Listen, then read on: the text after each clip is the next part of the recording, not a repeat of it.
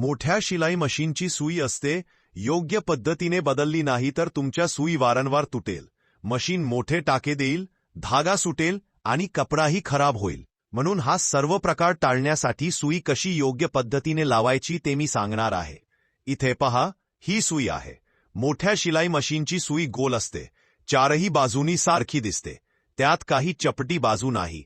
फक्त तुम्हाला हे समजत नाही की ती कशी सेट करायची. आज मी तुम्हाला हेच सांगणार आहे की सुई कशी बरोबर सेट करायची. एकदा योग्य पद्धतीने सेट केली की तुमची मशीन एकदम व्यवस्थित चालेल आणि सुईही वारंवार तुटणार नाही. इथे मी सुई काढून दाखवतो.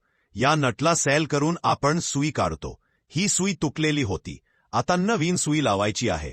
पण त्यापूर्वी हे जाणून घेणे खूप महत्त्वाचे आहे की सुईच्या सरळ आणि उलटा भाग कोणता. आपा सुईतील खोलगट बाजू कुठे असते ते बघू. सुईला एकीकडे खोलगट बाजू असते. जिथे खोलगट बाजू आहे तो भाग बाहेरच्या बाजूला ठेवायचा असतो आणि दुसऱ्या बाजूला जो सपाट प्रकारचा भाग आहे तो मशीनच्या आतल्या बाजूला जातो.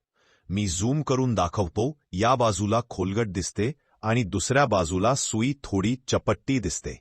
ही चपट्टी बाजू आतल्या दिशेने असते, म्हणजे खाचा असलेली बाजू, बाहेरच्या दिशेने चपट्टी बाजू. आतल्या दिशेने सुई लावताना मशीनची सुई वरच्या टोकापर्यंत उचलून ठेवावी. सुई पूर्ण वरपर्यंत बसायला हवी, थोडी सुद्धा खाली राहू नये. आता सुई योग्य पद्धतीने बसवल्यावर हा नट घट्ट करा.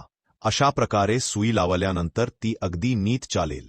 धागा तुटणार नाही, टॉप टाका लागणार नाही आणि सुईही वारंवार तुटणार नाही. मित्रांनो, आपल्या शिवण मशीनमध्ये सुई याच पद्धतीने लावा.